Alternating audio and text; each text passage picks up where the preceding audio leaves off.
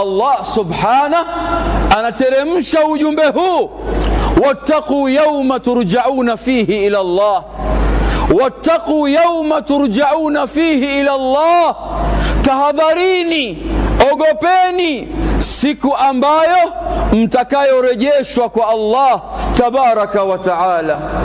Ogopeni siku ambayo mtakayorejeshwa kwa Allah tabaraka wa taala, thumma tuwaffa kullu nafsin ma kasabat wa hum la yudhlimun, kisha kila nafsi ikalipwa kwa lile ambalo ilokuwa imelichuma katika mgongo huu wa ardhi, hali ya kwamba hatodhulumika mtu yoyote katika mahkama ya Allah tabaraka wa taala. Anasema shay'ani qati'ani ladhata dunya, mambo mawili kwangu mimi yanakata kabisa ladha ya maisha ya ulimwengu.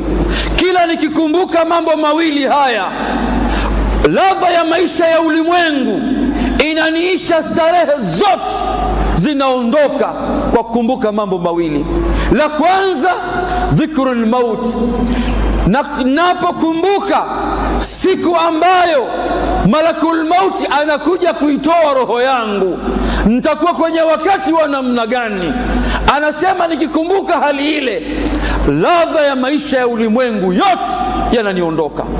Kwa nini? Hapana, wakati mtume wetu Muhammadin sallallahu alayhi wasallam anasema akthiru dhikra hadhi min ladhat, kumbukeni kwa wingi sana lile jambo ambalo linakata kabisa ladha na starehe za maisha ya ulimwengu.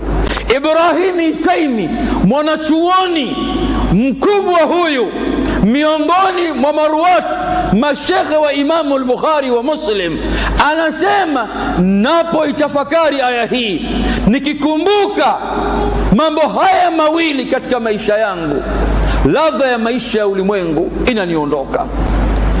La pili, waluqufu baina yadayhi subhanahu, napokumbuka kwenda kusimama kwenye mahkama ya Allah, kwenye mahkama ya Allah, nitakuwa kwenye hali ya namna gani siku hiyo katika uwanja wa Kiyama, uwanja ule katika arasati al-Qiyama, ambao siku hiyo la yaslim illa man salamahu Allah, hatosalimika ila yule ambaye atakayekuwa kwenye rehema ya Mola wake. Ndugu yangu, sikwambii mimi na wewe, hata mitume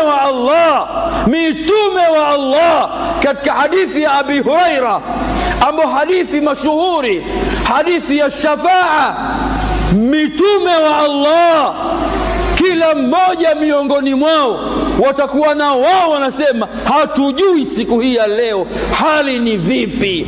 Mimi na wewe tunajiandaa vipi safari yetu ya kuelekea kwa Allah siku hiyo? Ndugu yangu katika imani, Allah ameitaja ndani ya Qur'ani. Utaona wale watu waliokuwa waovu, watu wabaya, watu waliokuwa madhalimu, watu ambao rasilimali ya pumzi zao hawakuzifanya vizuri katika maisha ya ulimwengu. Siku hiyo utaona wamepigwa pingu za moto, wanasukumwa kuelekea katika mahkama ya Allah. Hali itakuwaje siku hiyo? Nguo zao zitakuwa ni lami za moto wa Jahannam. Wewe Muislamu, waja wema waliotangulia, akili zao zilikuwa zina focus siku hiyo kumwomba Allah awanusuru.